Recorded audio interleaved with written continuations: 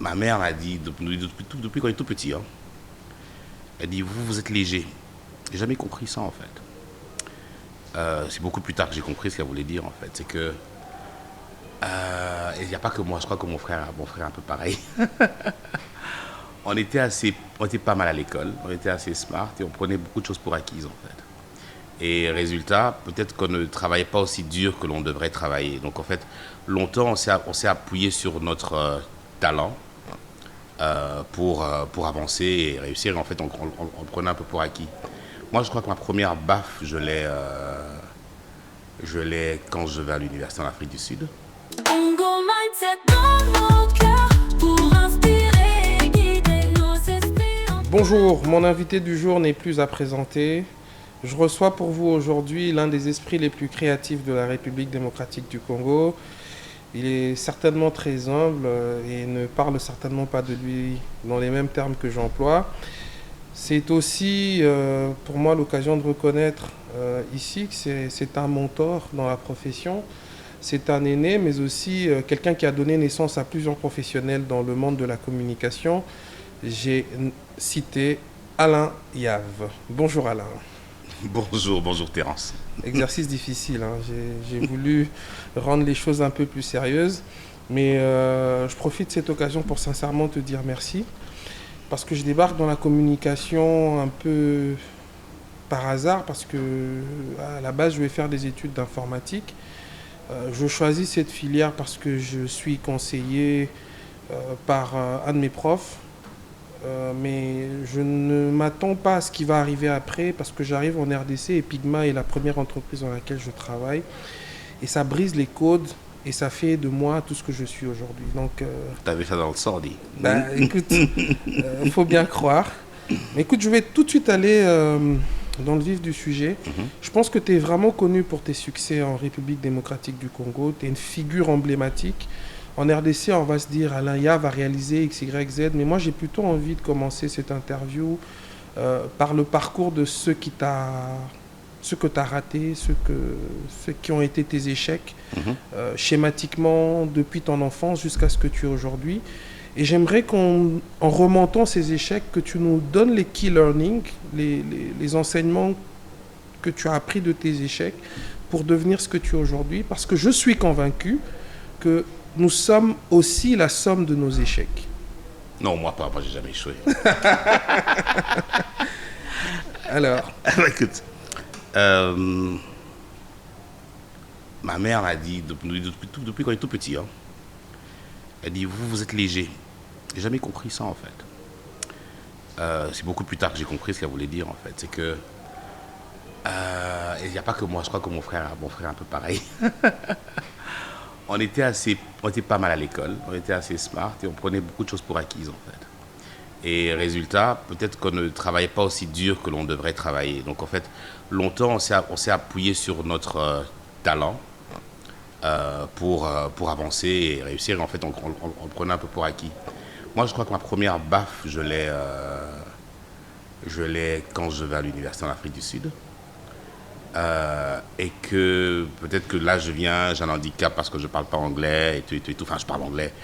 Mais que, ben, voilà, à part le fait d'étudier en anglais, le fait de parler anglais, d'étudier en anglais, à part le fait d'étudier sa matière, il faut étudier la langue, en fait. Tu vois ce que je veux dire? Donc, j'ai un handicap par rapport aux autres. Et c'est pas donné, en fait, hein, tu vois. Donc, j'ai des moments où je brille et puis des moments où je suis I'm the dog, tu vois. Bon, je pense que ça, c'est la première leçon qui dit, mais écoute, c'est pas toujours donné. Mais je crois que c'est pas ma plus grosse baffe, en fait. Ma plus grosse baffe, c'est que premier job, j'en ai plein, hein. J'en ai plein. Je vais aller à pick one, right? Je travaille j'ai un job chez Procter. En fait, les gars, ils viennent, je suis à l'UNIF, je suis à Wits, super UNIF. Je choisis la meilleure unité du pays, je me bats pour être dedans, bon gré, mal gré. Les Congolais te disent, tu iras jamais, moi j'entre, c'est top. Je fais mes études, que je réussis bon gré, mal gré. Je dois avouer que j'ai souvent réussi en deuxième session parce que bon, je reportais souvent. Je suis pas le meilleur élève au monde, hein. Je suis pas une référence. Mais là, finalement, je suis recruté à l'université par, on va dire, le gourou du marketing. C'est Procter qui vient sur le campus. Ils arrivent, ils cherchent les meilleurs, ils interviewent, je sais pas moi, 2000 personnes. Je suis le premier gars qu'on prend, ils sont épatés par moi et tout. Et je suis sur des nuages, quoi, tu vois. Bref, cut a long story short, pour y arriver, c'est un parcours, mais finalement, je suis recruté. Et donc, je commence mon boulot chez Procter. Et moi, en général, les gens qui commencent leur boulot en stage, dans leur premier job, en fait, les gens sont très bons à l'exécution. Tu vois, le plus junior, c'est le gars qui exécute. On dit fais ceci, il le fait. Et au fil du temps, il s'améliore et puis il devient stratégique. Et moi, c'est l'inverse, en fait. Mais à ce moment-là, quelle est la leçon? Parce que tu viens du Congo, tu es en Afrique du Sud, tu arrives à te faire sélectionner, à t'imposer. Qu'est-ce qui te permet d'entrer? Comment tu viens du Congo? Quelle est la mentalité avec laquelle tu arrives en Afrique du Sud? Tu es préparé pour ce genre d'environnement? Est-ce que tu as eu des combats, tu as eu des victoires avant ça? Est-ce que tu as été boosté à la maison? Est-ce que tes parents t'ont dit que yes you can? Ou tu es juste toi et tu arrives et tu as un mindset qui te permet de t'affirmer? Parce que c'est des gros achievements là déjà. C'est des grandes marques. On ne se dit pas quand on est congolais que c'est facile pour nous. Bon, moi j'étais court, hein. J'ai sauté plein d'épisodes pour arriver là, pour aller où j'allais en fait, parce que moi j'étais carrément au début de ma carrière, quoi. Mais l'arrivée en Afrique du Sud, le fait de, je sais pas, je pense que j'ai été boosté pour savoir qu'il fallait être le meilleur de soi-même en fait. Tu vois, qu'il n'y avait pas de compromis qu'on pouvait faire sur certaines choses. Il n'y a pas de compromis sur l'école. Moi, à l'école, j'ai toujours voulu être premier de classe. Quand j'étais deuxième, je pleurais. Donc, et j'ai grandi un petit peu comme ça. Donc, en fait, j'ai très mal appris l'échec. Moi, j'ai très mal pris l'échec. D'ailleurs, pour parler de ça, c'est une des premières leçons. Moi, j'étais un fan de trucs. Hein. J'étais top au Scrabble. Ou quand je jouais avec les potes et tout, Monopoly et machin. Mais tu voulais gagner. Quand je perds, je voulais gagner. Et quand je perds, quand je suis en train de perdre, ça m'est arrivé de casser le truc. Et ça, c'est appris ou c'est inné? Ça, c'est avant. Non, ça, c'est moi naturellement. Okay, tu vois ce que je veux dire? J'étais même un peu nerveux et tout. Et je me rappelle, je crois que c'est autour de 15 ans. Je ne sais pas quelle était. Et je crois que j'ai dû casser une raquette de ping-pong. Et j'ai décidé que je je m'énerverais plus, quoi. Tu vois ce que je veux dire? Que tu avais la gagne très tôt et très jeune. Et que de mes parents, je pense qu'on m'a pas donné l'option, que mes parents encourageaient le fait que voilà, écoute, tu dois être le meilleur dans ce que tu fais, tu vois. Ça a toujours été un petit peu ça. Je pense que le coup, c'est lorsque je me fais recaler en 4e secondaire, j'étudie au Moamba. Je crois pour passer de la 4e, non, passer de la 3e à la 4e, je me fais recaler. Il y avait une injustice dedans. Tu redoubles de classe, oui. Donc, moi, je suis le gars, je suis premier de classe, deuxième de classe et tout. Je redouble. Bon, il y avait un peu de... Je déteste le prof de français qui m'a fait redoubler. Okay. Mais bon, c'était quand même de gros chocs pour moi. Ça veut dire te rappeler de dire, hey, t'es juste un gars, quoi. Mais qu'est-ce qui se passe quand tu redoubles? Tu te dis, ça y est, j'ai raté ma vie? Non, pas du tout. Mais pour moi, c'est une leçon d'humilité, en fait. Quand tu apprends, tu te dis, mais écoute, tu sais, tu vas pas toujours gagner, en fait. Tu comprends ce que je veux dire? Il y a des choses qui vont au-delà de toi. C'est pareil, lorsque je veux gagner, quand je perds, je casse. Et puis un jour, j'apprends que, écoute, tu sais quoi? Il y a quelqu'un qui peut être meilleur que toi, quelqu'un qui peut avoir bossé plus que toi, machin. Concentre-toi. Si tu veux gagner, alors fais les trucs à temps et tout. Moi, je suis le gars qui étudie en dernière minute. Ça, c'est la grosse leçon quand j'arrive en Afrique du Sud. C'est que justement, toute ma vie, j'ai réussi sans trop forcer. Tu vois, et là, j'arrive, je suis sur le campus et j'ai la même approche. Ça veut dire, pendant l'année, bon, j'étudie, mais juste assez. Et tout. Disons que mais tu laisses la chance à la... Je suis sûr de moi, tu vois ce que je veux dire? Et puis, tu arrives à l'examen, tu peux te casser la gueule. Et ça m'est arrivé de me casser la gueule. C'est pour ça que je disais tout à l'heure que moi, je suis le gars qui est souvent réussi en deuxième session parce que, comme j'étudiais pas à temps, donc je me retrouvais la veille et je me rendais compte finalement que j'étais pas prêt. Et finalement, j'allais me casser la gueule et puis je reporte excès de confiance. Et c'est de là c'est pour ça que je disais que ma mère disait, vous êtes léger. Parce que justement, elle estimait qu'on prenait trop les choses pour acquises et qu'on devrait être beaucoup plus sérieux, beaucoup plus méticuleux, bosser beaucoup plus dur et ainsi de suite et tout. Mais moi, cette leçon-là, c'est une leçon au fil du temps. Hein, ça veut dire, et elle s'améliore. Donc là, quand j'ai commencé avec l'exemple de la raquette que je cassais, et puis ensuite, lorsque j'arrive à l'université en Afrique du Sud, et puis finalement, lorsque j'ai mon premier job, enfin, chez Procter, mon deuxième job, et là j'ai la plus grosse leçon de ma vie. Parce que sur le coup, j'arrive, je suis la jeune star qu'on vient de recruter, mais je suis brillant, quoi. Je suis jeune en entrée, mais je suis déjà stratégique, tu vois, j'anticipe les trucs. Dans les réunions, grosses réunions avec le DG de P&G, moi je suis account et machin, j'ai des avis qui comptent et ainsi de suite, quoi, tu vois, je suis top. On me change de boss à un moment, j'accélère, on change de boss, on me met un nouveau boss, on me met dans un nouveau département super innovant, je gère une équipe, on va dans les townships. Quand l'Afrique du Sud Mandela vient de sortir de prison, Procter ne sait pas comment faire du marketing au noir, et on prend le jeune tu vas rechercher et on les le prend insights. et tout. Non, on monte une équipe en fait, on monte une super équipe, on monte un projet pilote pour vendre des produits aux consommateurs noirs. Donc on a recruté, c'est du porte-à-porte, hein, on a recruté une centaine de femmes et tout, dans Soweto, on a tracé, super plan, c'était magnifique. Maintenant avec du recul, c'était incroyable quoi, comme leçon et tout. Et de star, on va dire de héros, je deviens zéro. Parce que, je ne sais pas, là, le projet se passe assez difficilement et tout, ça ne marche pas comme on voulait en théorie. J'avais un boss, elle s'appelait Elisabeth Steinhauser. Qu'elle entende son nom où elle est. Et Elisabeth Steinhauser, moi je l'appelais Calamity Jane parce que j'ai l'impression qu'elle tirait plus vite que tout et tout. C'est une américaine. Et ça se passe mal. Bah, naturellement, c'est P&G, c'est la grosse truc et tout. On tire sur le DG tire sur elle. Elle, c'est moi le fusible. Quoi. Et le marteau Boum, retombe sur toi. et tout. Ah non, mais écoute, le Alain là et tout, il est pas top et machin. Avant ça, j'étais la star dans la compagnie. J'étais la star. Rappelle-toi, t'es dans l'Afrique du Sud. On vient de sortir de l'apartheid. Il y a beaucoup de blancs. Les noirs sont en train de se tailler leur place. T'as un black qui vient d'ailleurs. Un black congolais. Un black congolais. Il est smooth, il est truc et tout. Il est super smart. Je suis la star. Tu vois. Et quelqu'un vient, Et puis, bam. boum. Tu vois. Et là c'est comme c'est tout super structuré. Évaluation. Et qu'est-ce que tu veux dire à ce qui nous regarde? Tu peux être au top, toucher le fond. Je vais de héros à à zéro. Mais je te dis, mais comme ça. Mais je vais te dire où je vais avec ça, en fait. Et donc, ça m'arrive et comment je le prends. Mais c'est très compliqué, tu vois. Entre-temps, ma relation personnelle aussi avec la mère de mon fils, c'est en train de se passer assez difficilement, c'est assez dur et tout. Et là, je me dis, mais c'est pas possible. Et on me change de département. Ça veut dire, on te regarde un peu, on dit, bon, tu fais ton évaluation, on fait des trucs à améliorer. Maintenant, on met en place un plan pour améliorer ta performance. Je me mets sur un autre manager, je commence un nouveau projet. Et je suis là. Et j'ai commencé à aller au bureau tous les jours, 5h30, 6h. J'étais le premier au bureau.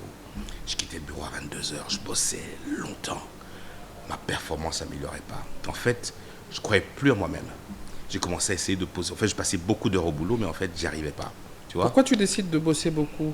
Parce que tu penses que c'est la solution? Mais bien sûr, parce que écoute, on m'a remis en question. Là, je suis un peu on me dit, écoute, voilà, t'es bon ici, machin, mais tes problèmes, c'est que t'as pas ça, il faut réparer cela. Et j'essaie de réparer les trucs et tout, tu vois. Mais je pense que le problème, c'est pas le fait de bosser dur. Je crois que le problème, c'est qu'en fait, au fond de moi, je commence à avoir peur, en fait. Je perds confiance en moi, tu vois. J'ai plus foi en moi, et ainsi de suite. Et je suis remis en question ton insécurité par le fait système que et tout, ouais. quoi, tu vois. Et donc, je bosse. Ça n'aide pas le fait que chez moi, ça marche pas fort et toi à la maison. Mais bon, bref, donc je suis un peu dans... Et j'ai jamais bossé autant de ma vie, tu vois.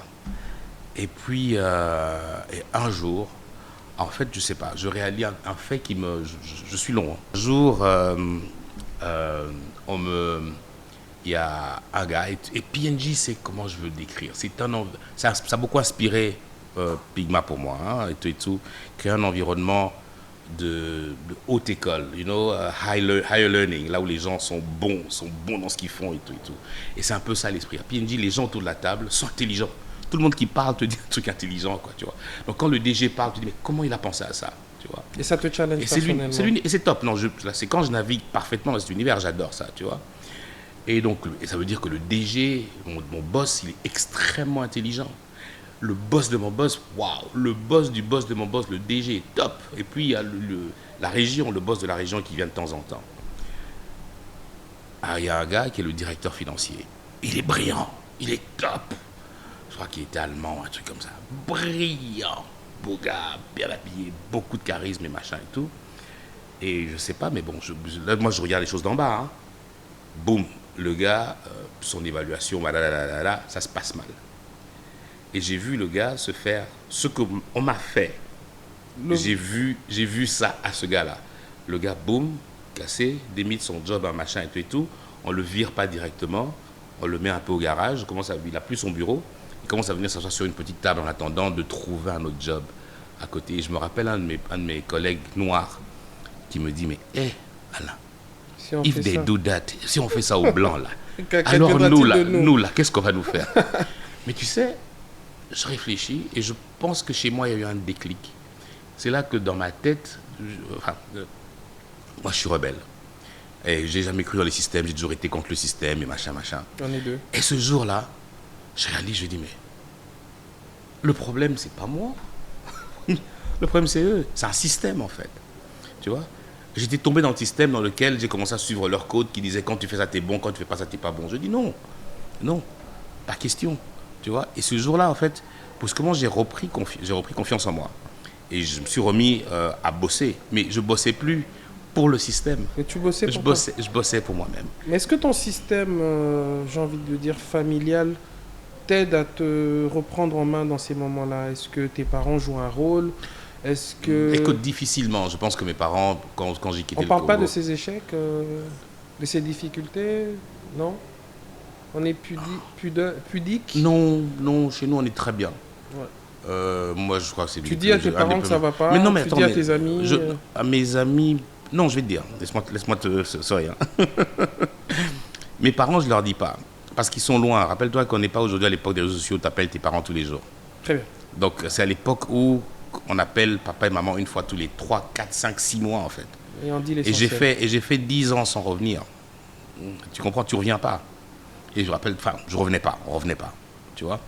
Donc, là, je venais faire 10 ans sans revenir. Je crois que papa était venu une fois en Afrique du Sud, mais c'est tout, ma mère, je ne l'avais pas vu. Et puis, bon, quand vous appelez, c'est les trucs d'appel, machin, internationaux, donc c'est très court. Tu n'es pas là-dedans. Ça, c'est un. Deux, je suis un peu la tête de file de beaucoup de gens. Ça veut dire, tous mes petits frères sont venus, ils n'ont pas été en Europe, ils ont suivi le chemin de l'Afrique du Sud, mais il n'y a pas que mes petits frères, il y a mes petits frères par extension, tu vois. La famille africaine. Ouais, il y a tout Les plein amis, qui sont les petits venus frères, et tout. les cousins. Et tu vois, quand ils arrivaient, ils habitaient chez moi, et je suis là, un peu la tête de file. Parce que c'est moi le premier qui vais à la grande université, c'est moi le premier qui ai le gros job. En fait, c'est moi qui ai le gros job. Il n'y a personne à qui je vais aller dire que j'ai pas de repère, j'ai pas de base, j'ai pas internet où je vais aller chercher des machins. Non, je pense que je suis quand même livré à moi-même. Là, c'est une bataille que j'ai dû. Et comme je te dis, bon, à la maison avec ma femme, c'est un peu chaud. Les amis.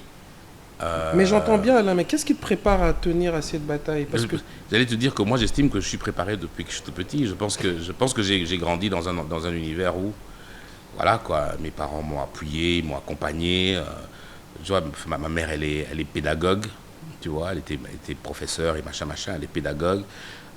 Quand je te dis que depuis que je suis tout petit, elle disait vous êtes léger, vous êtes ceci. Donc c'est vraiment du trial and error, tu vois.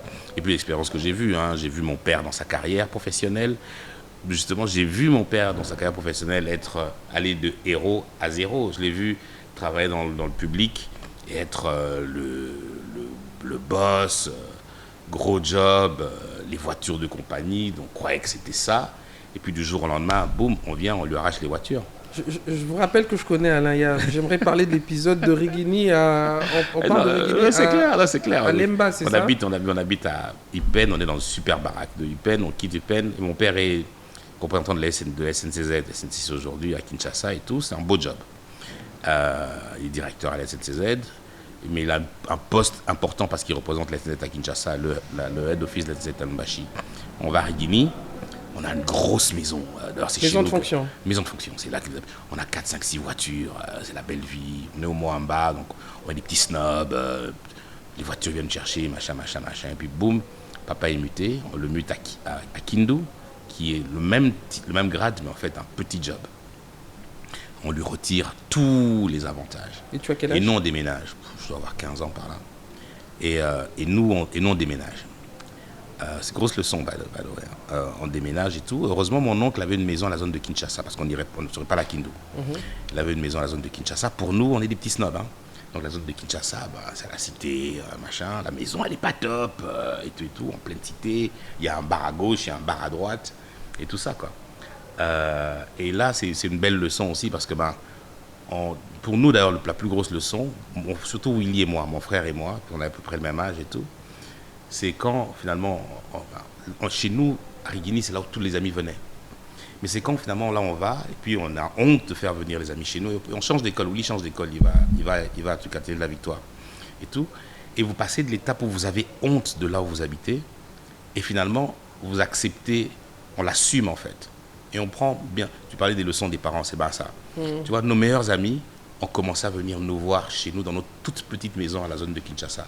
Et pour nous, c'était une grosse victoire. Même les voitures, on n'avait plus de voiture, on a commencé à prendre le bus et tout. Bien, ma mère a récupéré une vieille voiture abîmée, machin, et tout. Mais ça, c'est vraiment une grosse leçon. De résilience ou de... Je crois que pour moi, c'est beaucoup d'humilité. C'est que tu commences à réaliser en fait qu'il ne faut pas t'attacher à toutes ces choses-là, que il y a des choses, mais puis il y a qui tu es réellement, tu vois ce que je veux dire. Exactement. Et en effet, j'imagine qu'au passage, quand on va de Rigini à la zone de Kinshasa, il y a peut-être une remise en question sur nous-mêmes et tout. Peut-être certains amis, peut-être au même de se dire, ah mais les Bayards, Basila et tout. Mais nos vrais amis, finalement, je crois on l'a tellement porté, quoi. On est resté qui on était.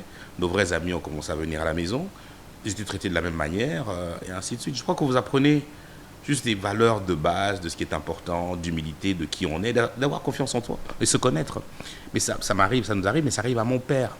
Et ça me fait très, très, très, très mal. Parce qu'à l'époque où, à chaque prestation de serment, on attend qu'on va nommer mon père ministre, et puis ça n'arrive pas. Donc, vivez un peu avec, on parle Deuxième République ici, hein, dans l'attente de demain, on sera les gars, on sera ministre, et ainsi de suite, quoi, tu vois. Donc, c'est une série de leçons, je pense, qui font que, quand je vais en Afrique du Sud et que je suis dans un système que je vénère, qu'un jour je retombe sur mes pattes et que je dise, j'ai vu mon père le faire, hein, il était resté le même, il restait constant, j'ai vu ma mère imperturbable, qu'on ait de l'argent ou qu'on n'en ait pas, c'était pareil. Il est resté la même maman, la même épouse. Et je pense que moi, chez moi, professionnellement, j'arrête, je me dis, bon, whatever, tu vois, c'est pas eux qui vont me juger. Qui ils sont pour juger que je suis bon ou que je suis pas bon? Parce qu'en fait, je ne travaille pas pour eux, je travaille pour moi. Tu vois, et c'est là que je deviens rebelle. Parce que là, l'expérience de mon père m'a dit, je ne travaillerai plus jamais pour quelqu'un. Et là, quand je travaillais pour PNJ, j'avais l'impression que c'était la chance de ma vie. Et quand cet épisode arrive, je réalise, je dis, mais non, je ne travaille pas pour eux. Tu avais peur de perdre ton emploi? Bien sûr. Non, attends. Écoute, il y a deux choses. Il y a la peur de perdre son emploi. En Afrique du Sud, il y a des jobs. C'est vraiment l'époque où le pays s'ouvre, j'aurais eu un job. Mais c'est Alain, quoi. C'est le gars qui est en tête de file, c'est le gars qui réussit. Veut pas échouer. Et c'est le gars à qui on dit, t'as échoué, je suis recalé, en fait. Tu comprends? Mais je crois que c'est ça le plus fort. Le plus dur, c'est être recalé, que je n'accepte pas, tu vois. Mais j'en sors le jour où je dis, mais recalé par qui? De quel droit ils vont me recaler? Tu vois ce que je veux dire? Je travaille pas pour eux, je travaille pour moi. Mais ce que ça fait, c'est que je me remets au boulot. Mais je crois qu'émotionnellement, je suis différent. Je prends le lead, je bosse mon truc et tout. Ça va. En fait, je remonte, en réalité. Je remonte dans mon score. Et dès que je suis bon, je démissionne. J'ai un superbe job. Je suis recruté par Cadbury, qui est aussi une grosse multinationale et tout. Et voilà, quoi. Et je pars à la tête haute, en fait. Grosse leçon. J'aimerais présenter un très beau parcours. By the way, je ressens cette résilience parce que après, on va parler du développement de Pygma, dont tu es l'Avenger le plus visible, parce que Pygma, c'est une grosse équipe, c'est une équipe, mais on reconnaît qu'Alain est l'Avenger le plus visible. On connaît Alain Yav, on connaît le professionnel, mais une question, mais vraiment elle est hors sujet. Mais est-ce qu'Alain Lobara Lingala Est-ce que Alain, moi la Rigini, et puis moi la zone Moi, la Aki- zone à qui ça, ça. Attends, moi, je suis. Tewana, il faut que Écoute, ça ait je réponse suis à pas- je Lingala, suis pas- parce que ça, 1 minute. Non, je serais mauvais. Non, je parle lingala, je parle lingala couramment. Ouais. Mais il faut que je sois dans mon flux. Le bel du T'es bon, Lingala. naolo mabe. Oh, c'est kana. Moi, c'est nangala mungala. Hein, donc, quand on se fâche, tout le va à lingala. Bon. Ok, très bien. Mais rappelle-toi que moi, j'habite à Gombe, j'habite à ma campagne, j'habitais environ à des trucs de 3-4 environ. Hein. Limité, c'est en séquence. Hein. Zone de Kinshasa pour la première fois d'abord. Ça veut dire quand une de mes chutes, là je suis tout petit, on va à la zone de Kinshasa dans les années 78. Et puis Ipen, et puis Rigini, et puis zone de Kinshasa. Et c'est de la zone de Kinshasa que je quitte Kinshasa pour aller à Lubumbashi. Et de Lubumbashi, je vais en Afrique du Sud. Très bien. Donc on a le Balingala. Ah, très bien. Donc, Bomoni Alaya va le Lingala. Donc, cette émission, ils ont fermé tes Congo Mindset, ils ont pour Nabisonioso, et puis le français, ils ont langue nationale, tout le temps en français. Ça nous permet de travailler, de faire beaucoup d'autres choses. Donc, on a bien vu que les choses n'ont pas toujours été faciles pour Alayav. Il a été en Afrique du Sud, il s'est battu, il a donné le meilleur de lui-même, il a travaillé et il a réussi à faire son parcours jusqu'à ce qu'il arrive en République démocratique. Sans t'interrompre, hein, parce que le parcours Afrique du Sud, je parlais dessus, mais c'est pas un parcours de rose. Hein. Ah, absolument, non. Je suis en Afrique du Sud pendant que il y a le pillage à Kinshasa. Moi, je pars en disant que mes parents ont payé mes études. Mais en réalité, la moitié de mes études, mes parents n'avaient pas les moyens de les payer. Parce que le système du Congo a lâché. Moi, j'étais à la rue, on s'est retrouvé à dormir dehors avec, avec des amis. Faut citer les noms. Mon ami Tengue va se rappeler, mon ami Tengue Telito va se rappeler comment c'était dur. Mon ami, Mes respects, monsieur le ministre. Mon ami Coco Jacques Boulongo, il va se rappeler comment notre frigo était vide. Non, mais c'est incroyable. Et voilà, quoi. Et c'est là que tu apprends à faire des jobs, à rester le ventre vide. Mais je crois que ce qui est important là-dessus, c'était le fait de garder le cap, en fait. Alors, c'est très beau pour nous de t'avoir aujourd'hui, mais je pense que je ne suis pas le seul à vouloir savoir comment est-ce que Pygma a commencé et surtout comment est-ce que 5 personnes ont réussi à s'associer aussi longtemps. Parce qu'on sait souvent que les associations finissent par s'éclater, ça finit en queue de poisson, mais comment est-ce que vous réussissez à exister et surtout, comment est-ce que ça a commencé? C'est qui décide de mettre tout le monde autour de la table et puis quel était l'objectif sur du long terme? Pygma, c'est nos initiales, hein. C'est P pour Paul, Y pour Yav, Willy Yav, mon frère, G pour Gataraya. C'est Jean-Pierre. Et en fait, les 5 personnes, c'est 5 amis, c'est 5 potes. On est là, on a une vie sociale. Hein. On est un peu début trentaine, à part Mandela qui est un peu plus jeune. On est en Afrique du Sud, on a tous nos boulots. Ça va, on s'amuse bien. Et la vie est belle, en fait. C'est probablement les plus beaux moments de ma vie. Et on a des jobs. Et Paul est celui qui vient en Afrique du Sud. Il vient nous rejoindre en Afrique du Sud. Lui, il venait de Kin. Europe, Kinshasa et tout, il avait vécu un peu dans Kin et tout. Et il vient, il nous secoue un petit peu, quoi, parce que le week-end, on est là, on fait rien, on vit, quoi. On a des dîners tout le temps, on dîne chez moi, on dîne dehors, on va en boîte, on fait du sport et tout. On fait des voyages en groupe et tout. Et puis Paul et moi, on habite ensemble. Et Paul, il n'arrête pas. Paul, et on a 5 personnalités différentes. Paul, c'est comment on dit, serial investor, c'est l'investisseur en série en fait. Il a toujours une idée pour produire quelque chose. À cette époque-là, il ne travaille pas. Et avec Paul, il vient, il dit, écoutez les gars, je pense qu'on devrait commencer un business. Pendant qu'on a table dans notre truc et tout. Ouais, mais pourquoi pas? Moi, je suis toujours partant, Willy aussi et tout. Il dit, non, mais on devrait commencer quelque chose et tout ça. Et la première idée qu'il a, c'est qu'il dit, finalement, lui et moi, on réfléchit. Non, avant ça, on fait des fêtes. On organise même des fêtes. On organise des fêtes, des soirées, fêtes de fin d'année. Top! Donc on sent qu'il y a une sorte de synergie, on s'amuse bien à créer des choses ensemble. Puis Paul dit non mais écoute, créer un business. Je dis ah mais c'est vrai, bon ça se fait un peu comme ça, le week-end et tout. On a créé une compagnie qui s'appelle Idea Africa Solution, IAS ça s'appelait, un nom que j'arrive pas à me rappeler. Ideal Africa Solution et tout. Et l'idée, c'est qu'on se dit, le constat est tout simple en fait. On a l'Afrique du Sud. L'Afrique du Sud est relativement avancée, économiquement, du point de vue technique, savoir-faire et ainsi de suite et tout. Mais on vient tous du reste de l'Afrique, du reste du continent. En fait, il y en a 3 parmi eux qui sont congolais, Paul, Willy, mon frère et moi. Il y a Jimpy qui est congolais, il a grandi au Congo mais il est d'origine rwandaise. C'est le G de Pygma. Et puis il y a Manla qui est la sud-africaine. On se dit il doit y avoir une opportunité à faire des ponts entre l'Afrique du Sud qui est développée et le reste du continent qui a tout à gagner. Et nous, en fait, on est un peu des deux mondes. On parle français, on parle anglais, on comprend un peu les réalités de vivre chez nous, même si en réalité, beaucoup parmi nous étaient partis depuis très longtemps. Mais on comprend un peu les réalités africaines, congolaises, qui sont uniques et tout et tout. Mais on connaît aussi un peu le côté bien faire les choses, les processus et autres. Et c'est là que ça part. Donc c'est un peu de fil en aiguille. Donc IAS naît. Le premier projet qu'on a, c'est une idée que Paul et moi on a, c'est qu'on tombe sur les gars de Levi's, les jeans. Ils sont en Afrique du Sud, ça marche super bien Levi's en Afrique du Sud et tout. Willy voyageait beaucoup. Il allait au Nigeria, dans le cadre de son boulot, il était à la télé, hein. Il était journaliste et tout. Et on se dit, tiens, si on créait, si on commençait à vendre, on négociait, on est allé rencontrer le DG de Levi's en Afrique du Sud. On lui a fait une présentation. Moi, c'était mon truc, hein, les présentations. Rappelez-moi, je viens de la grande école. Donc, c'est un PowerPoint, tac, tac, tac. Voilà qui nous sommes. Nous sommes IAS et tout et tout.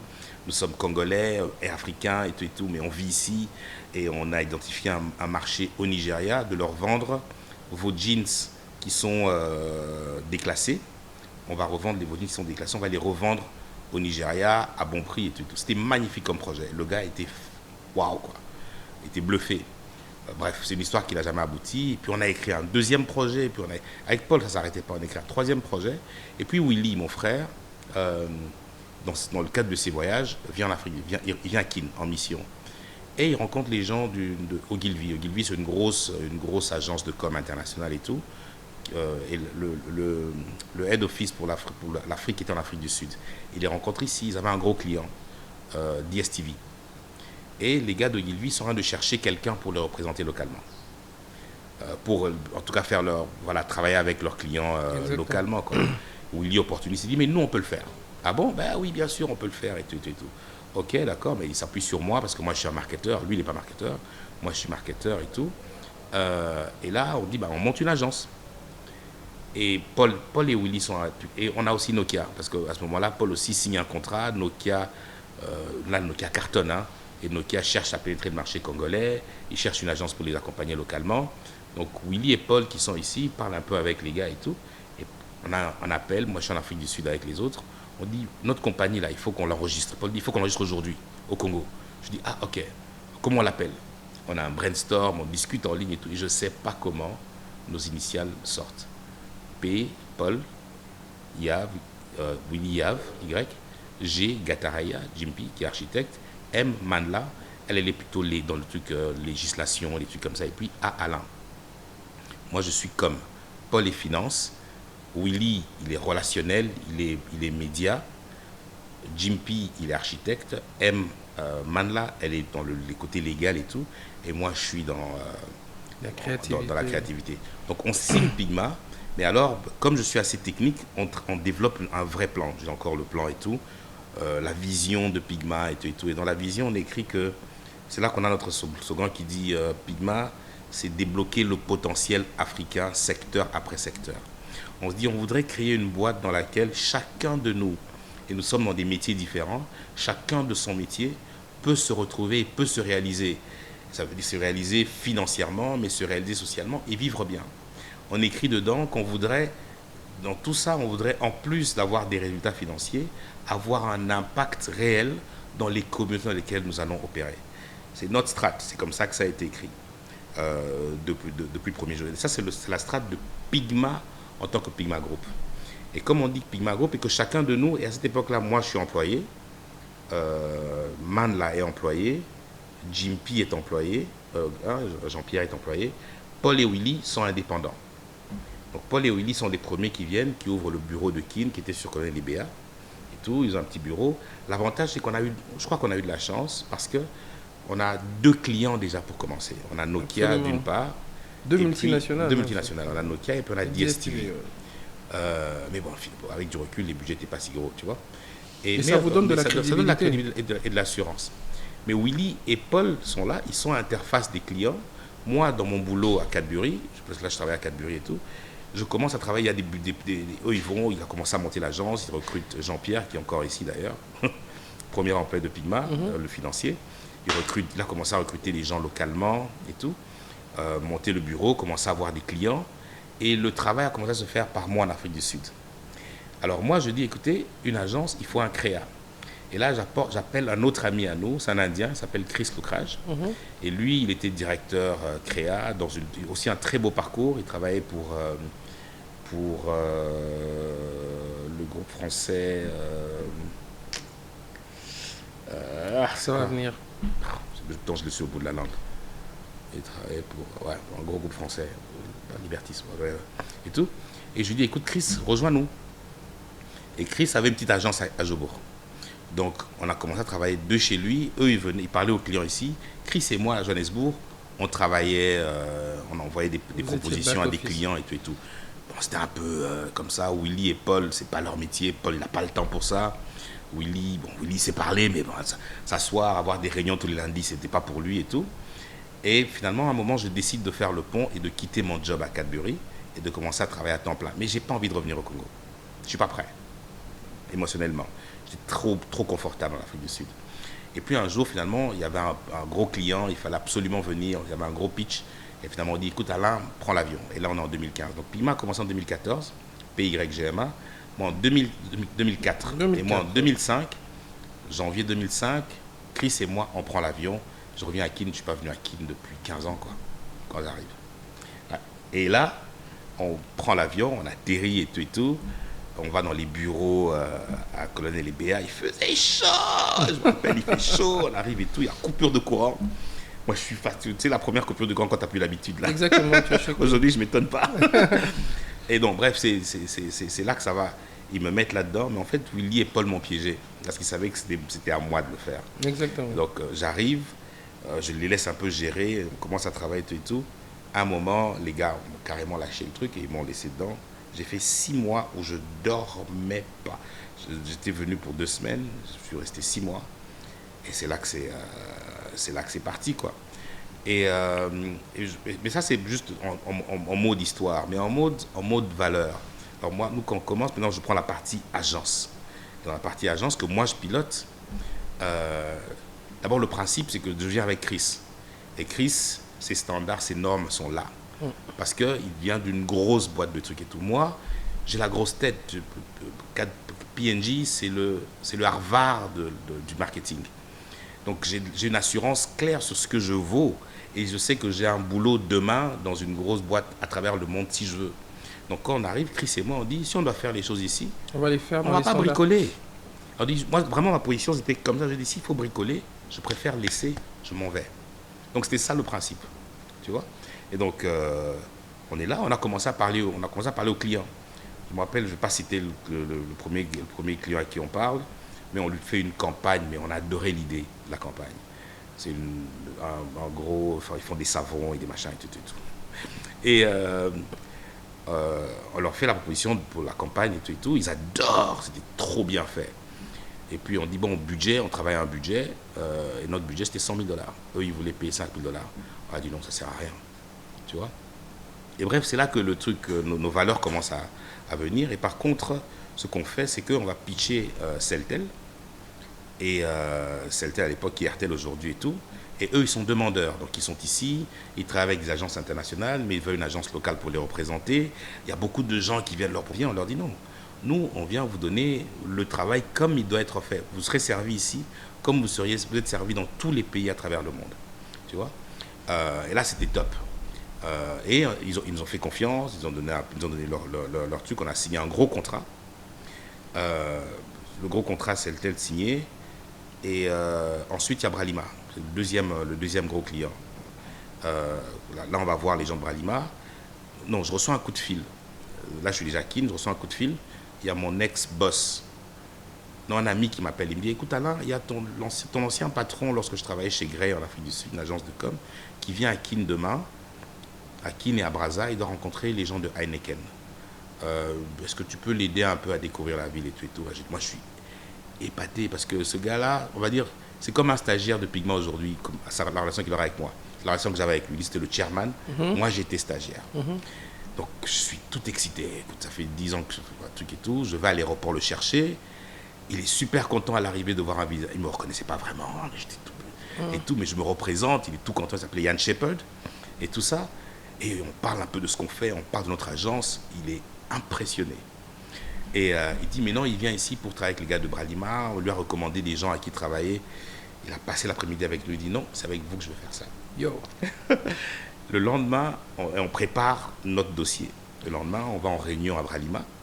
Et tout, il y a le DG de Bralima, qui aujourd'hui est le numéro 1 de Bralima dans le monde, hein, Dolph. Yes.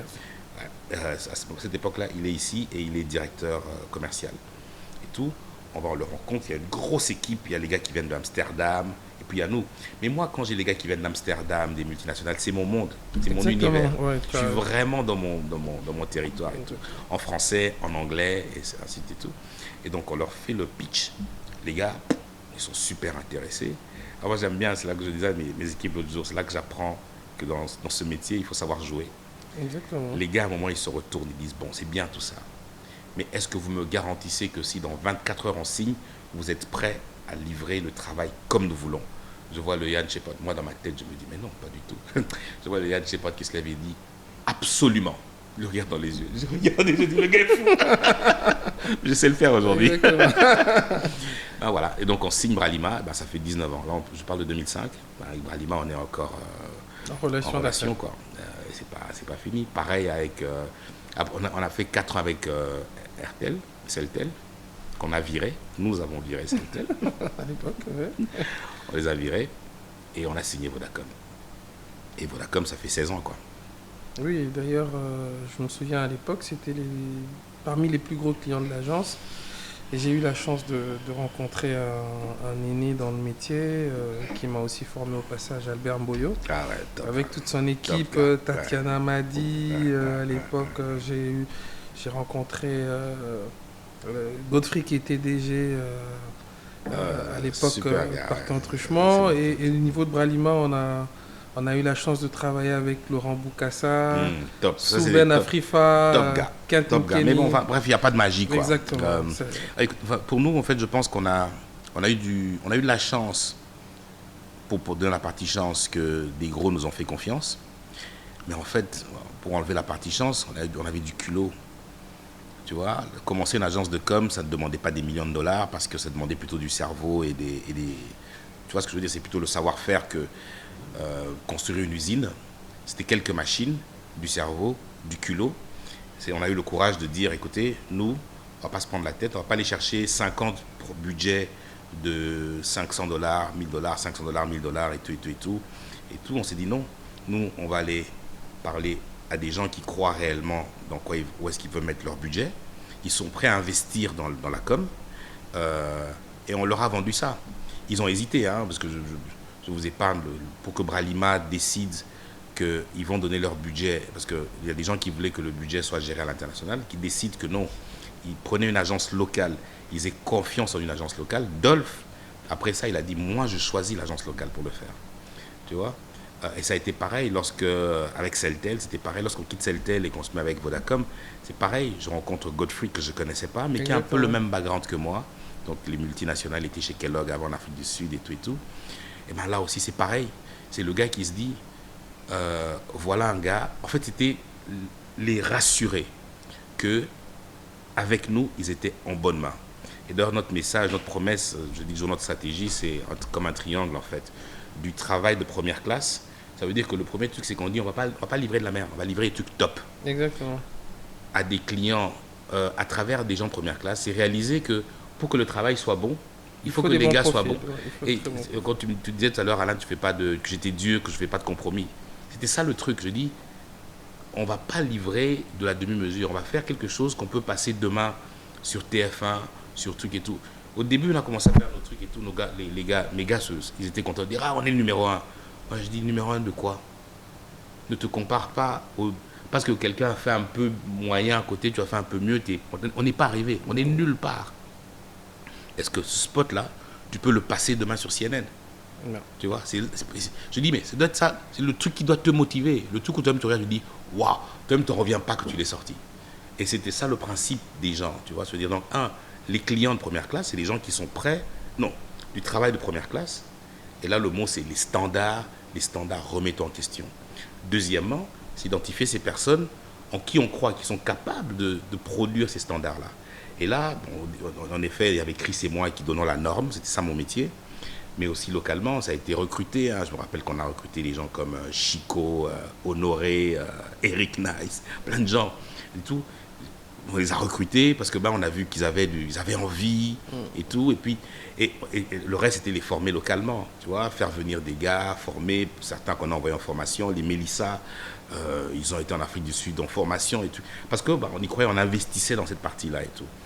Clients de travail de première classe, personne de première classe, pour des clients de première classe. On ne parle pas à tout le monde, on parle à des clients qui réalisent que ils veulent un bon boulot. Et parce qu'ils réalisent qu'il faut faire un bon boulot, ils réalisent qu'ils vont mettre le bon budget. Mais ce n'est pas que le budget, parce que Celtel, par exemple, avait du budget. C'est le budget, mais c'est aussi l'éthique de travail. Tu vois, moi, j'étais un peu radical. Hein. Moi, j'ai dit, je veux venir, je ne vais pas corrompre.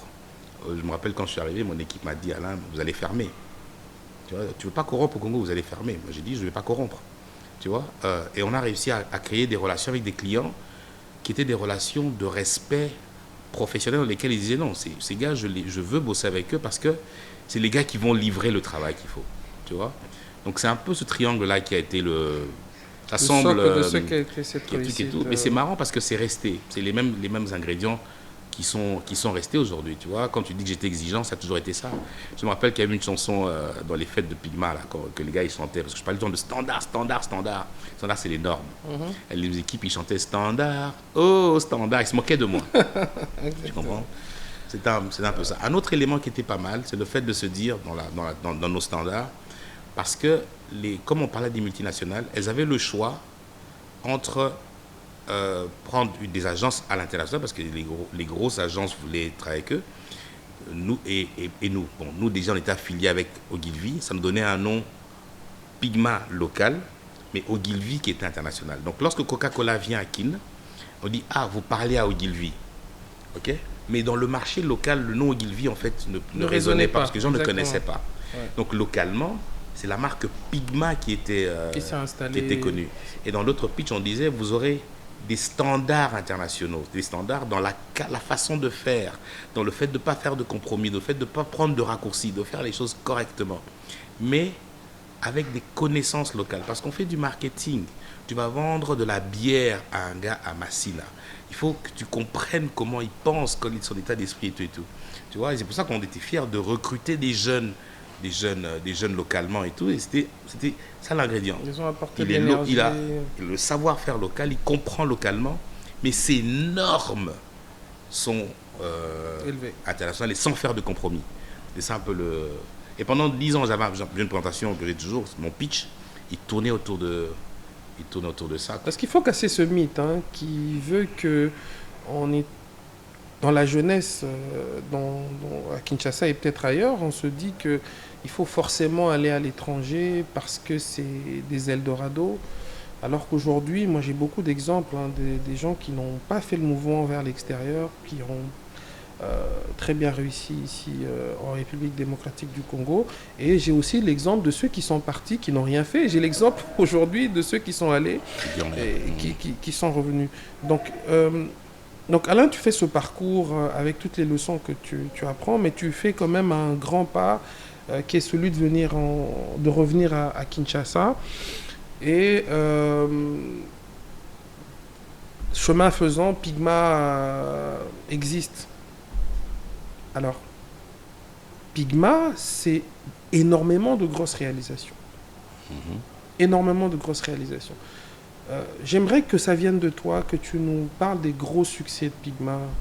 Quelles sont les réalisations dont tu es fier personnellement?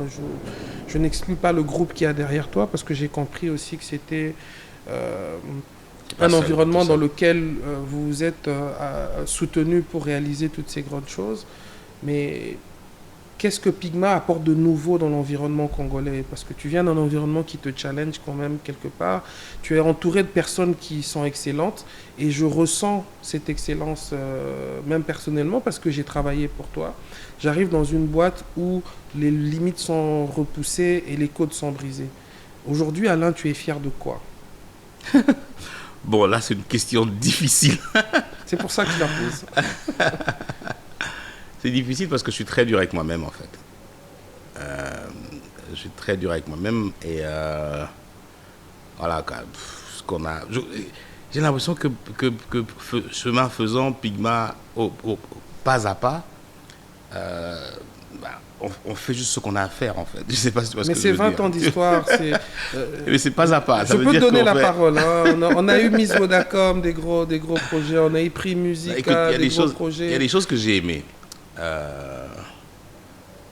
Je parle émotionnellement, hein, des choses que j'ai beaucoup aimées. J'ai beaucoup aimé Miss Vodacom. Beaucoup. Parce que je pense que la force de narration dans Miss Vodacom, les gens ne s'en rendront pas compte, en fait. Elle est dans mes notes. Elle est dans l'ambition de Miss Vodacom. La manière à laquelle les gens vont voir une belle émission, les filles sont jolies et machin, machin. Et moi, derrière, ça a toujours été une histoire de fierté, ça a toujours été une histoire d'empower. Je dis, c'est pas les 12 candidates, mais c'est les 2 millions de personnes qui le regardent à la télé et qui en vivent et qui rêvent et qui se disent que c'est possible. Donc il y a tellement des pistes dedans. Lorsqu'on fait Miss RDC et qu'on dit que les candidates vont garder les jeux naturels et qu'on cherche à faire la maison qu'on fait, elle est belle, mais elle est africaine, donc il y a de l'authenticité dedans, dans le genre de musique qu'on met dedans, dans le fait que lorsque les Miss vont en Europe, à la fin elles reviennent, elles disent non mais c'est beau l'Europe et non on préfère revenir ici. Donc, et vous allez voir qu'il n'y a pas un épisode de Miss Vodacom où il n'y a pas une vraie pub institutionnelle de Pigma dans laquelle vous n'avez pas un drapeau, dans laquelle vous n'avez pas Congo, Nakati, Afrique, c'est une de mes plus préférées. Donc il y a des épices dedans qui sont des convictions personnelles, qui sont dans le fait de croire dans la jeunesse. Tu me demandes de parler des réalisations. Pour moi, je crois que je suis un mauvais businessman. Je suis un mauvais businessman parce que je suis un peu socialiste sur les bords, parce que je crois dans l'homme et je crois dans le fait de voir ma communauté, le fait de le voir. Se développer. C'est l'impact humain que je peux avoir sur les gens qui comptent, en fait. Donc, si je peux être fier de quelque chose, c'est si je peux voir les gens autour de moi évoluer. Je crois que c'est ça. Maintenant, le reste, c'est un canal. Ça veut dire, ça peut être à travers la com, qui était l'outil que je savais manipuler.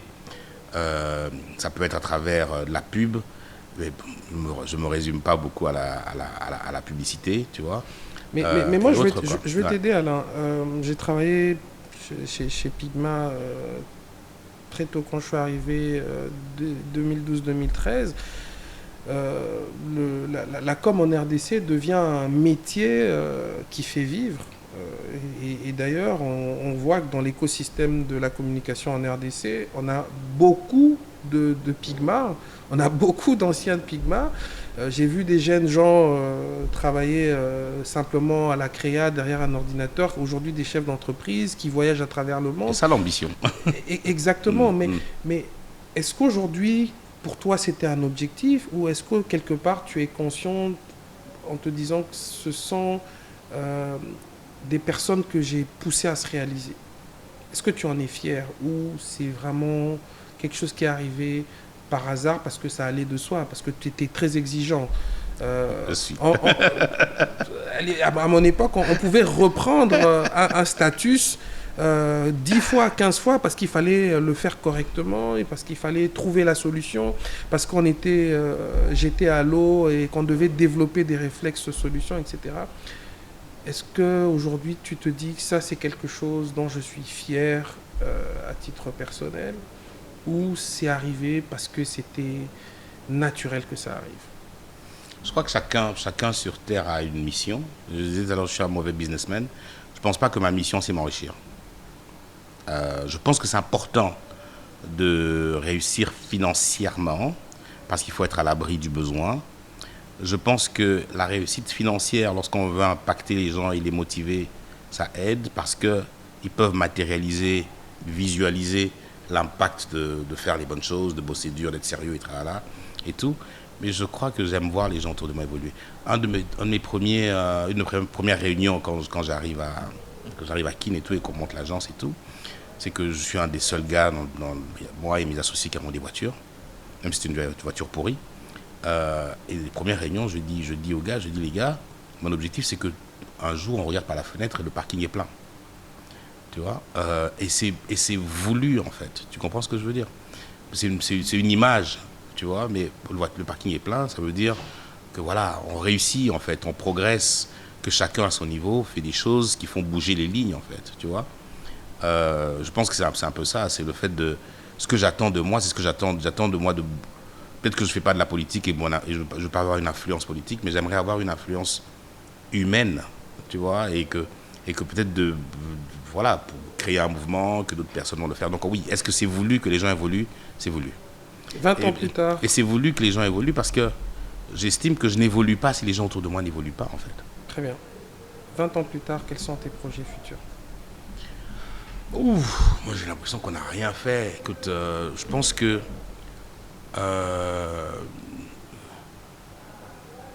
le monde va tellement vite. Les choses se font en grand. Et au Congo, je pense que nous ne jouons pas la taille de notre de ce que la taille voilà quoi, la taille à laquelle on aurait joué en fait, tu vois. Donc je crois qu'il y a encore beaucoup de marge, il y a encore beaucoup à faire. Je pense qu'il y a moyen de tirer le Congolais moyen vers le haut, mais je pense qu'on devrait être en train de se battre pour jouer à notre vraie échelle, jouer dans le monde à l'échelle mondiale. Je crois qu'il faut casser les frontières. Lorsqu'on a créé Pygma, l'idée avait toujours été que ce ne soit pas que Pygma Congo. L'idée a toujours été que ce soit Pygma Communication Africa.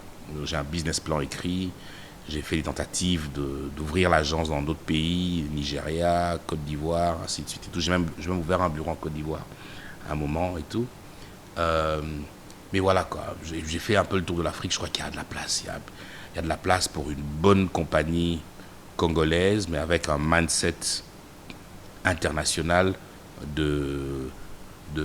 voilà quoi, de marquer son temps. Et si on peut, mon intention c'est pas d'impacter que les Congolais, je voudrais impacter le continent en fait. Je crois que c'est là que c'est, à travers ce que je fais. Et quel bilan tu fais du secteur de la communication en RDC avec ton expérience? Écoute, je crois que l'intention depuis qu'on a commencé a toujours été d'impacter. Moi, j'estime que quand on est arrivé, l'industrie n'existait pas en tant qu'industrie. Je pense que positivement, on est parti de pas d'industrie à une industrie. Je pense que quand on est arrivé, les gens, tout le monde qu'on rencontrait faisait des études de droit ou d'économie. Et je crois qu'on a donné aux jeunes gens l'envie de faire de la com. Et c'est dérivé, hein. Ça veut dire, ouais, je fais de la com. Et d'être fier voilà, je crois que beaucoup de parents ne savaient pas ce que c'était quand leurs enfants leur disaient. J'ai Alain Guingoulou, mon créa, qui a fait droit. Y compris moi.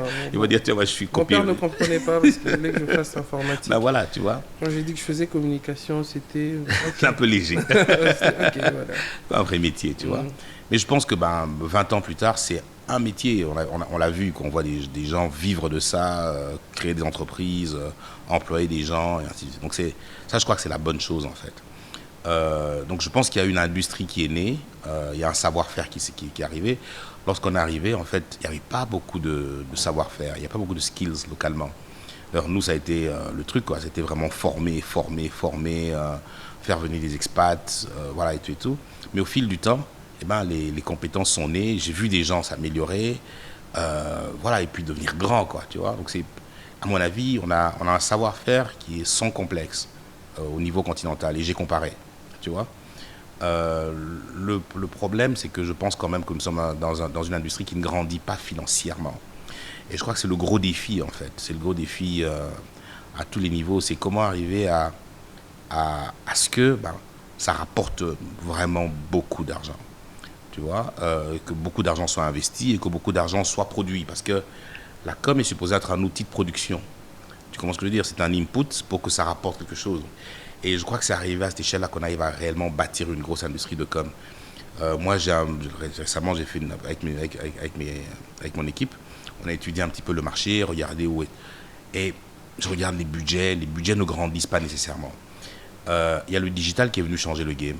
À mon avis, il est venu changer positivement parce que le digital, ce qu'il fait, c'est que voilà, il démocratise un petit peu la com. Hein, ce qui était, je crois que ce moment, il y a 20 ans, aurait coûté 15 fois plus cher à réaliser. Je suis tout à fait En d'accord. termes de réalisation, en termes de diffusion, et que des gens aient accès à cette vidéo et qu'ils la voient, c'est 15 fois plus cher en termes de ressources humaines, de matériel à utiliser, de prix de matériel et tout. Donc c'est magnifique aujourd'hui, tu vois. Les jeunes peuvent se former. Moi, j'ai vu des gens de mes yeux se former tout seuls parce qu'ils étaient assis dans un coin devant une machine. Et demain, il apprend à monter, et puis après, il commence à tout, et puis il devient réalisateur, et puis il devient grand. Donc c'est top. Le digital, ce qu'il permet de faire est juste top. Mais je pense tout de même qu'on n'a pas encore réussi, un peu comme le reste de notre économie, on n'a pas encore réussi à l'utiliser comme un vrai outil, un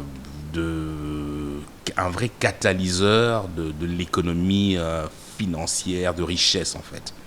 Tu vois. Et pour moi, ça reste un peu petit. Donc si je prends juste la mesure, on dit quelle est la taille du marché de la com il y a 20 ans et quelle est la taille du marché de la com aujourd'hui. Il y a rétrécissement? Je pense que oui d'ailleurs. Ouais. C'est rétréci, c'est un peu parti. Voilà quoi, ça grandit pas. Mais quel est le facteur de ce rétrécissement? C'est économique, hein. Je pense que l'économie du pays ne grandit pas nécessairement. Et pourtant, on connaît des croissances économiques en RDC. Oui, mais à quel niveau ces croissances économiques se réalisent dans le panier Peut-être que ça s'amortit avec l'inflation, mais... Non. Je pense que c'est une question de canaliser les flux. Je ne pense pas que les flux... écoute, les gros clients dans les marchés de la com, ça va être tes produits de consommation courante. D'accord, savon, dentifrice, produits de... Téléphonie, mobilité, agroalimentaire. Les seuls acteurs qui ont bougé un peu l'économie, c'est justement la téléphonie et peut-être un peu les brasseries. Et les banques, tu as des banques qui sont des gros annonceurs. Personnellement, j'estime que le volume investi en com par rapport aux ambitions de ces banques-là, c'est rikiki. Je pense qu'il y a une crainte d'investir dans la com. Et il y a une montée dans l'événementiel, par contre. Oui, il n'y a que l'événementiel. Justement, la com classique ne grandit pas. Je parle com commercial, on n'en parle pas, parce que ça tourne autour de trucs et tout. Comme institutionnel, un peu. Mais là, il y a un gros travail à faire pour que les gens réalisent, en fait, les politiciens ne réalisent pas que la politique, c'est 50% com. Exactement. À apprendre. Peut-être le jour où ils vont le réaliser, ça va monter. L'événementiel, en effet, parce que, voilà, c'est devenu un peu le canal de com, j'estime. Public que privé, ça peut être. D'ailleurs. Oui, je sais. Mais c'est aussi une des raisons, c'est que la capacité de réaliser un événement c'est devenu plus accessible, en fait. Tu vois. Le savoir-faire a augmenté. Les outils sont devenus un peu plus accessibles. Donc, est-ce que ça ne vient pas augmenter justement les investissements en com? Parce qu'il faut peut-être faire une analyse. Si je parle que de Pigma, ouais. Nous, on est quand même passé 20 ans, donc ça veut dire qu'on est passé à travers des étapes. Hein. On a fait la com, on a fait la pub, on a directement cherché à se diversifier, on est allé en PR, on était les premiers à le faire, parce qu'on a vu qu'il y avait du business qu'on loupait lorsqu'on ne faisait pas de l'institutionnel. PR, c'est relations publiques pour les amateurs qui nous suivent. Pub corporate, communication corporate et tout. Exactement. Et puis, nous, on a évité l'institutionnel longtemps, hein, la politique et tout, on est resté très longtemps de ça. On est allé en prod parce qu'on pensait que c'était justement c'était à développer et tout, on est allé dessus. Lorsqu'on était dans l'événementiel, dans le gros événementiel, on a commencé à faire des concerts et tout, et puis la télé-réalité et tout. Donc en fait, on a surfé sur, quelque part, on a anticipé où étaient les budgets, tu vois. Donc ce qu'on savait faire, on bâtissait dessus, et puis on rajoutait des choses, et puis sur le digital, donc c'est un peu pareil. Donc on suit le truc où il va, ou on anticipe où il va.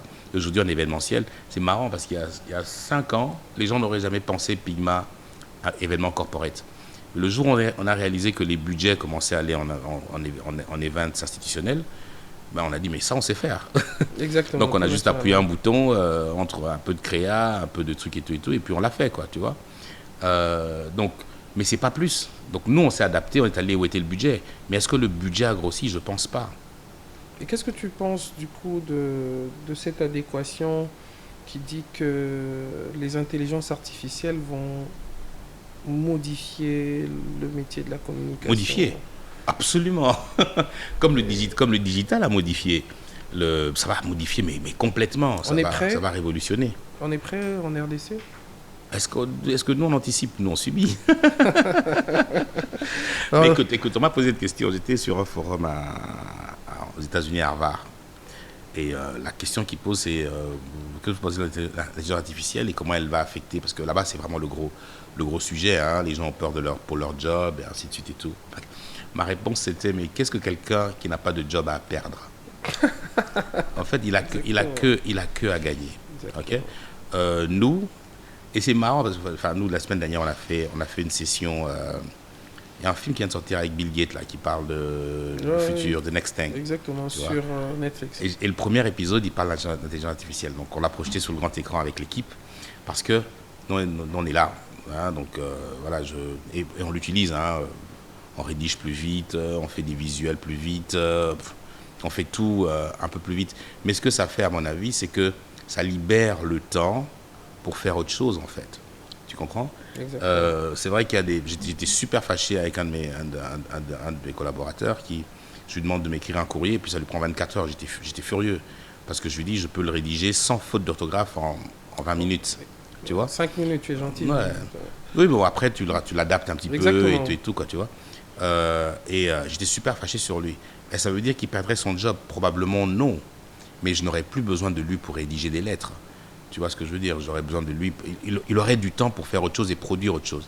Donc moi, pour moi, j'estime qu'au Congo, c'est comme ça que ça devrait être. En fait, on devrait l'embrasser, l'intelligence artificielle. Comme on devrait embrasser le digital. Faut pas le problème qu'on a ici, malheureusement, c'est qu'on subit, en fait. On attend on attend que les gens prennent. J'ai vu le temps que ça a pris pour que les gens commencent à utiliser le digital. Ben, aujourd'hui, même les politiciens veulent utiliser Twitter ou veulent parler à des influenceurs lorsqu'ils veulent communiquer. Mais ben, ces outils existent depuis longtemps, en fait. Mais je pense qu'on est quand même encore en retard parce que, contrairement à d'autres pays africains, les budgets ont déjà shifté vers le digital beaucoup plus que dans les réseaux classiques. Ici, on garde encore une grosse proportion dans la communication classique. Et le digital, c'est encore des tentatives timides. Hein, parce qu'il faut que ceux qui sont dans le digital savent l'expliquer aux gens qui ont des budgets. Exactement. S'ils ne comprennent pas ce que vous allez faire de leur argent, ils ne vont pas vous le donner. Absolument. Et c'est tout à fait logique. Je vais aller dans un registre un peu moins professionnel parce que ici, on veut parler de mindset, on veut parler... Ouais, c'est vrai, je m'ennuie un peu de parler de ça. Exactement. Alors, Alain Yav, papa aujourd'hui, fils hier. C'est quoi la différence? Ah bon, la différence... Tu as été un fils oui. et tu es papa. Je crois qu'il y a une continuité tout de même. Hein. Je pense que j'étais un fils qui a vite appris à être responsable, en fait. Et je suis responsable depuis longtemps. Hein. Et je suis papa, je veux dire, je suis adulte depuis très très longtemps, tu vois. Donc, je me rappelle pas très bien ce que c'est que c'était d'être fils. Ouais. Non, mais écoute, je pense le sens des responsabilités et puis le savoir que ça s'arrête avec toi, quoi. La communication avec, en tant que père, l'éducation. Écoute, on est sur les deux, échanges. on est sur deux. L'époque où j'étais tout petit et l'époque où aujourd'hui et tout, le système social est différent. La relation avec papa-enfant est un peu dans mon cas en tout cas, est un peu différente. Hein. Même si moi je pense que j'ai eu beaucoup de chance. Hein. J'ai eu des parents en fait qui étaient en avance sur leur temps. Mon père était très. J'avais extrêmement peur de mon père. Ok. Ah oui, extrêmement peur de mon père. Et non, moi j'ai grandi à la dure. Hein. Il était très beaucoup de discipline et tout et tout. Ma mère a toujours été très proche, mais elle savait se fâcher et tout et tout. Donc on a été élevés dur mais très ouvert. J'ai élevé dans une maison où il y avait tous mes oncles. J'avais au moins 6 oncles dans la maison au même moment. J'avais au moins 4 frères dans la maison au même moment. J'avais au moins 3 de mes meilleurs amis dans la maison. Donc j'ai grandi dans un environnement où c'était très vivant et Et c'est tout, différent. il fallait se Aujourd'hui, démarquer. tes enfants ne vivent pas. ne Non, vivent pas du comme tout. ça. Non, c'est totalement différent. C'est une grosse différence. Totalement différent. Aujourd'hui, c'est vraiment c'est très personnalisé et tout. Mais bon, bref, par rapport à moi, fils, donc c'est quand je suis âgé, en fait, quand je viens de l'université, que je découvre mon père en tant que... Personne avec qui on peut discuter. avec qui on peut échanger. discuter. C'était différent pour mes petits frères, parce qu'avec eux, il avait lâché plus tôt.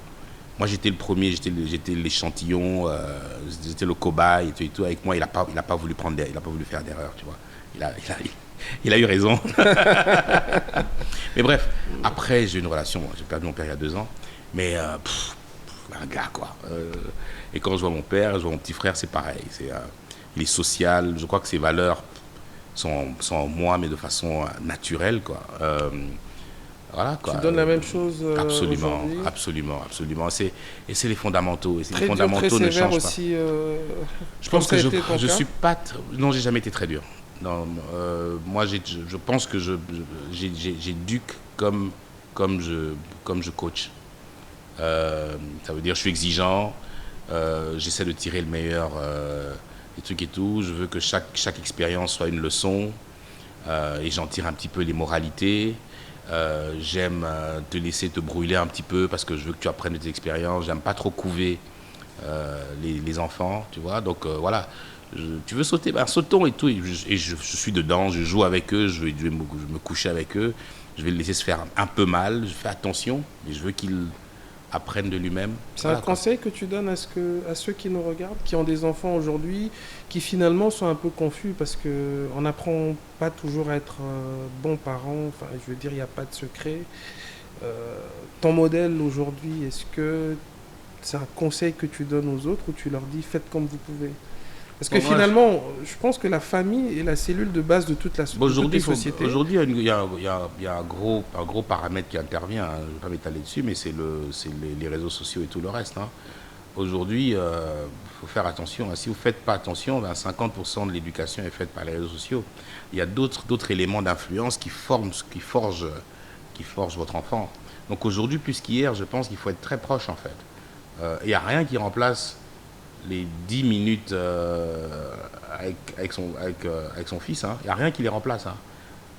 Dans lesquelles il apprend en observant, il sait que ça t'aime pas, ça se fait pas, ou voilà, quoi. Il n'y a rien qui le remplace, c'est pas Internet, c'est pas YouTube, c'est pas la nounou, non, c'est irremplaçable. Je pense qu'aujourd'hui, plus qu'hier, il faut être proche, malgré le boulot. Je sais qu'on est dans des périodes compliquées, je sais qu'il y a des embouteillages, mais il faut se donner en fait, il faut structurer sa vie de manière à ce qu'on passe du temps avec ses gosses. C'est irremplaçable. Irremplaçable. Et après, la fameuse éducation, c'est naturel, en fait. Absolument. C'est une transmission. C'est la relation. Là, je pense que j'arrive au moment de l'émission où j'ai envie de te demander qu'est-ce que tu aurais voulu nous dire aujourd'hui que tu n'as pas pu dire peut-être à travers mes questions. Quel message tu peux avoir aujourd'hui à délivrer à ceux qui te suivent, qui te découvriront certainement parce que aujourd'hui on découvre un Alain Yave qui a connu les difficultés qu'on a tous connues dans la vie parce que réussir, être une icône peut occulter une partie de notre histoire parce qu'on montre souvent, on célèbre souvent nos réussites et on n'a pas toujours l'occasion ni la tribune pour parler de ce qu'on a connu de difficile. Alain aujourd'hui est devenu un coach, on te suit à travers les Keep Walking, ces vidéos inspirantes que tu as mis sur les réseaux sociaux qui finalement aident ceux qui te suivent à aussi évoluer mentalement. Quel est le message que tu peux rajouter en dehors de tout ce qu'on a dit aujourd'hui? Je t'avoue que je sais pas trop. Hein. Je parle pas bien de moi-même. J'arrive pas, donc je parle de moi de façon spontanée et tout. Je parle pas nécessairement de façon conditionnée. Donc j'essaye. Écoute, j'essaye à travers ou même les réseaux sociaux ou dans mon interaction personnelle ou autour de moi et tout, j'essaye de insuffler, partager, discuter. Voilà quoi. Moi je sais pas, j'ai des points de vue assez tranchés sur beaucoup de choses. J'ai des points de vue, voilà, je te parle un peu de réseaux sociaux et de ce que ça pense. On a touché un bout de ça. Hier, j'ai eu une grosse discussion au tennis avec les gars qui avaient une grosse discussion sur Fally. Entre Fally, il disait qu'il n'était pas bon et puis il disait que bon, la raison pour laquelle il avait réussi, c'est qu'il avait des fétiches et tout et tout. Et puis, voilà, je me suis arrêté de jouer pendant 20 minutes. Je les ai prêchés pour leur parler de boulot et de trucs et tout. Donc moi, chez moi, je répète les mêmes choses en fait, sous différentes formes, mais je répète toujours les mêmes. Guys, le tout, c'est une question de. On parle de Congo mindset, le tout, c'est une question de mindset en fait. Pour finir, l'exemple de Fally, c'est que je leur disais, écoutez, le gars, quand j'arrive à Kin et tout, c'est un des artistes que je vois rigoureux dans ce qu'il fait, qui respecte ce qu'il dit, qui prend au sérieux ce qu'il cherche. Et donc, quand il réussit, moi, je ne suis pas surpris, en fait. Et je l'ai vu chez lui, pour ne citer que lui, mais je l'ai vu autour de moi tous les jours, je l'ai vu dans mes équipes. Les gars qui réussissent, c'est les gars qui ont fait une motivation. Peut-être la leçon que j'ai apprise tout seul, quand on parlait au début, quand je disais que j'apprends que je travaille pour moi-même, en fait. J'étais mon propre entrepreneur et que ma mission, c'était être entrepreneur de ma vie et de mon boulot et de ma carrière et tout. Et que dès que je réalisais ça, que le paramètre qui jouait, c'était pas ce que les gens pensaient, c'était pas les fétiches que les gens pensent dans le cas de Fally et tout, mais c'est ton boulot, c'est les valeurs que tu mets dedans, et que ce soit que tu aies cette motivation personnelle d'aller plus loin, que tu exiges beaucoup de toi-même. Et puis c'est pas compliqué, tu regardes autour de toi ceux qui appliquent leur formule, qui bossent dur, ils vont de l'avant. Dès que tu cherches des excuses, des échappatoires et ainsi de suite et tout, voilà, ça réussit pas quoi. Donc Très bien. Pour chuter, je voudrais vraiment, parce que c'est ton Congo mindset, je vais changer un peu, je veux contribuer, parce que c'est peut-être prétentieux de dire qu'on veut changer. Excuse-moi, je ne sais pas si j'ai passé mon message en fait. C'est que je trouve que trop de jeunes attribuent la réussite ou l'échec à d'autres paramètres qu'à eux-mêmes. C'est vrai qu'on n'a pas la même chance dans la vie, et la chance a un rôle à jouer quelque part, mais on ne compte pas sur la chance. Je suis chrétien, et ouais, je crois en Dieu et ainsi de suite. La manière à laquelle Dieu va intervenir, si on parle de façon chrétienne, c'est pas à travers ce que tu fais. Tu vois, donc il n'y a personne qui va te donner le job, donner de la nourriture, donner de l'argent, t'acheter la maison. Je crois qu'il faut se rendre compte de quels sont les paramètres qu'on contrôle et avec lesquels on peut réellement influencer les choses. Et voilà, c'est croire en soi, c'est avoir confiance en soi, c'est bosser dur, c'est se remettre en question, c'est être humble, parce que je crois que c'est fondamental, parce que je pense que le moment où on croit qu'on sait, on fait moins d'efforts. En étant humble, on se remet en question et on cherche réellement à se pousser à aller plus loin. Très bien. Dernier point, santé mentale, santé physique. Je pense qu'on n'a pas suffisamment été éduqué de ce point de vue-là, de manière, je généralise parce qu'il y a eu des particularités. Je parle à beaucoup de personnes, on rencontre beaucoup de personnes aussi dans la vie. On se rend compte qu'ailleurs, très tôt, on a appris, même à l'école, même en famille, à manger sainement, à faire du sport, etc. Qu'est-ce qu'aujourd'hui, toi Alain, tu peux dire à tous ceux qui nous suivent par rapport à la santé physique, mais aussi à la santé morale, comment ça devrait contribuer à la réussite et au succès des individus? Écoute, je ne sais pas, mais moi je peux parler que pour moi. Je suis sur le terrain de tennis 5 fois par jour à 6h30. Pourquoi? Parce que les deux sont liés en fait. Moi, démarrer ma journée en me poussant, d'abord le fait de faire du sport moralement, je me pousse en fait. Ça donne le ton pour le reste de ma journée. Se lever et être à l'heure, c'est se dépasser. Déjà un dépassement, c'est un dépassement mental. Et puis jouer, se donner à fond et tout, c'est super important. Mais c'est aussi juste bon pour sa santé. On vit mieux, on vit plus longtemps, on est plus heureux, on prend mieux les chocs. Voilà, pour moi c'est une évidence en fait. Le gros foufou, le moussaka, ça fait partie de ton alimentation ou tu as remplacé ça par de la salade? Parce que finalement, est-ce que notre cuisine telle qu'on la connaît, elle nous aide ou elle nous détruit? Il faut qu'on en parle, il faut qu'on se le dise. Comment tu manges? Écoute, je suis pas la référence, hein. Je suis pas la référence parce que je pense pas que je passe beaucoup de temps à compter mes calories. Même si j'ai un peu de vanité, je déteste avoir un gros ventre. Donc, et ça me motive aussi à faire mon tennis. Oui. Mais moi, toute ma vie, j'ai quand même... Enfin, je fais quand même attention à ce que je mange. Hein. Je bois pas de coca. Mais c'est pas par rigueur. Je crois que c'est juste que... Voilà, il y a des choses que j'ai éliminées un peu naturellement. Je bois pas de coca. Je mange beaucoup de foufou. Je mange du foufou, j'aime bien le foufou. En fait, je mange pas de riz, mais parce que j'aime pas. Euh, le pain, récemment, j'ai réduit, mais et tout, mais bon, je peux m'en passer. Je suis un gros bouffeur de chocolat. On peut pas être parfait. Autant à 6h30, je suis sur le court de tennis, autant le soir, je prends je prends un verre de vin ou un verre de whisky et tout. Mais je pense que j'essaye de garder un équilibre santé morale et santé physique. Parce que les deux vont ensemble en fait. Parce qu'il n'y a pas pire qu'être incapable de faire quelque chose. En fait, ça te brise moralement. Et donc les deux, voilà, c'est comme l'œuf et la poule, quoi. Super important. Donc, mesdames et messieurs, nous avons reçu aujourd'hui une icône de la vie congolaise. Hein. On va le dire comme ça. Et je pense Bientôt j'aurai la grosse tête. Hein. Et je pense que comme moi, en fait, on fait le constat que finalement, il a une vie un peu comme nous tous, mais sauf qu'il a su faire des choix assez particuliers qui ont permis à ce qu'il puisse aujourd'hui se tenir devant nous et nous servir d'exemple. Il a pris des décisions assez importantes, très jeune. La chance, oui, la foi, oui, mais le travail est surtout le moteur qui l'a permis à arriver là où il est. Et on l'entend dans son discours, il a gardé beaucoup d'humilité et il continue de travailler. Donc, travaillons dur. Ce pays a besoin du travail de chacun d'entre nous et faisons ensemble que les choses bougent. Merci. Congo Mindset.